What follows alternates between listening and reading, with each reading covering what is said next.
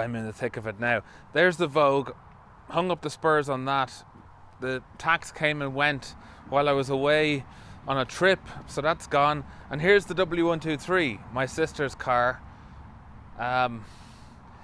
And it's got a few issues, right? And I'm trying very, very hard to get myself back into kind of just being in a flow of work. I had a very good summer. I took the time out that I needed. And as usual, getting back into it is really difficult. What this needs is, it's got a blow in the exhaust. It's got a leak into the cabin. They all did that. And the water runs underneath the driver and passenger front seats into the back footwell. It's full of water, that thing. I've got the mats are all out of it. I mean, I was literally able to wring water out of the mats. They took days and days and days to dry. But I now have to track down where the water's coming from, because this car is not particularly rusty. Bear that in mind when I tell you the next bit. But I think in the scuttle here, there are a couple of these things. I got to figure out how to get those out. And then this panel comes out, and I'm going to go in there and hopefully just find that drain holes are blocked. Because the water in it has started to affect the headlining, just in the edges of the headlining, which it just ruins the car. So I've got to get that sorted, and driving, because it does drive, it works fine. But the other main problem is, as you know, the rear trailing arm on this side is gone. And curse myself for just wanting to do everything the right way. It turns out that the rear suspension in a W123, there is a subframe. It's more like a cradle. It's almost like a U-shaped thing. It holds the semi-trailing arms, as they're actually called in the Haynes manual, and obviously the hubs and all that kind of stuff. It is located by the two shock absorbers, two brackets towards its leading edge, one on each side, and the rear mounting, it's a rubber mounting, a metallastic kind of a mounting of the final drive, of the differential on the back. So to drop it out, the whole thing out of the car, you have to take the exhaust off, obviously undo brake lines. I'm not even sure if you have to undo fuel lines, I don't think so. The two shock absorbers, and then the two brackets on the front, and the whole thing, obviously the rear mount on the differential, and the whole thing drops down. To replace a trailing arm, the reason I'm telling you this, you have to undo one side of it anyway and let it droop.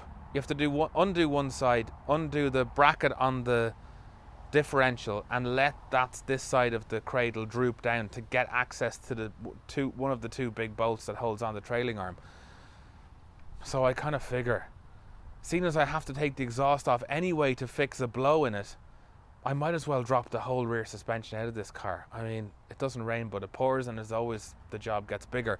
But that's the right way of doing this, because if I'm going to make one side of it all nice, I might as well make both sides of the rear suspension all nice and do a proper job. So that's what's ahead of me on that. This is the first day of sunshine I've seen since back in September, and I mean, I left the country on the 27th, and it had been raining for a few days at that point.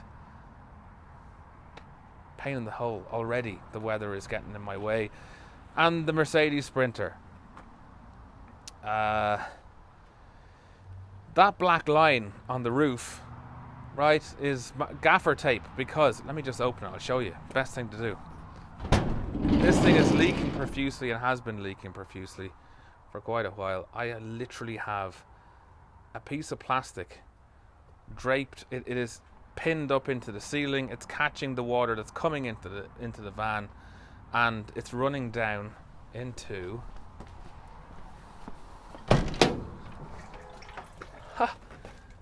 wait, can you see that? What are you going to be able to see? Very little. If I put my weight on this,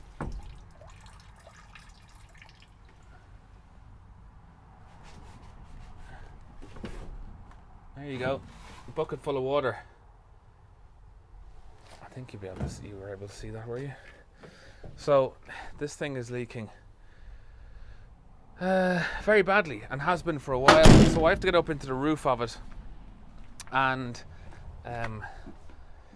basically cut a section. There's three seams in the roof. One there, one kind of midway down and one at the end, and at least those first two, that one's gone. The second one is on its way.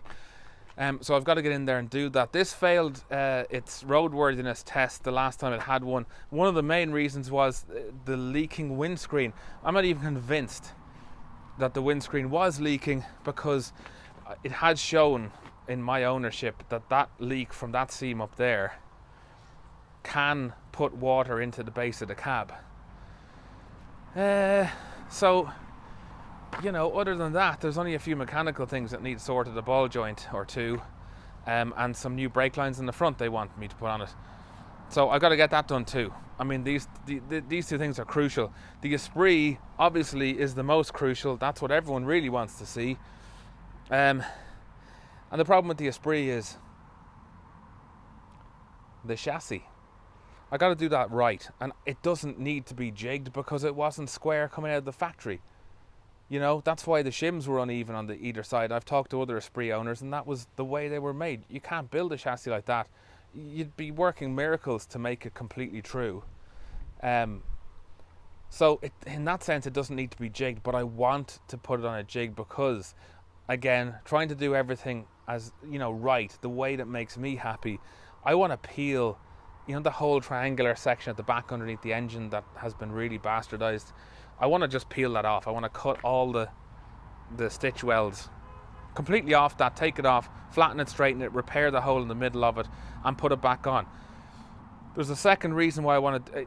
It will make it easier to repair, but the secondary reason is that the piece of the backbone that runs down to meet it actually goes underneath it, which I can't get to unless I peel that back, and that's to repair the hole in the end of the backbone. So there's a couple of reasons to do it. For that reason, I'd like to put it on a jig.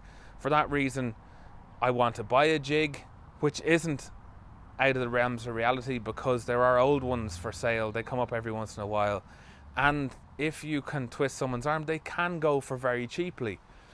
The other thing is, if I've got a jig, that other chassis I bought that's behind the Defender or the Discovery, that could potentially be a nice little fun little thing to see what we could do with it.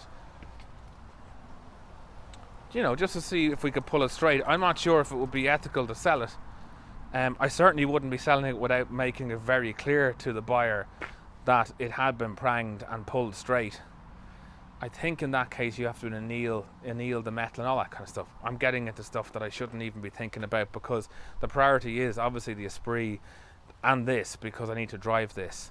The original plan was 3 days a week on the Esprit, 2 days to turn out an episode working off those 3 days, and then the weekend as kind of a fun project, to be honest, working on the Sprinter, whether I was airing that stuff or not, because I'm really excited to turn that into a kind of a camper, get back surfing, and be able to do interviews in it.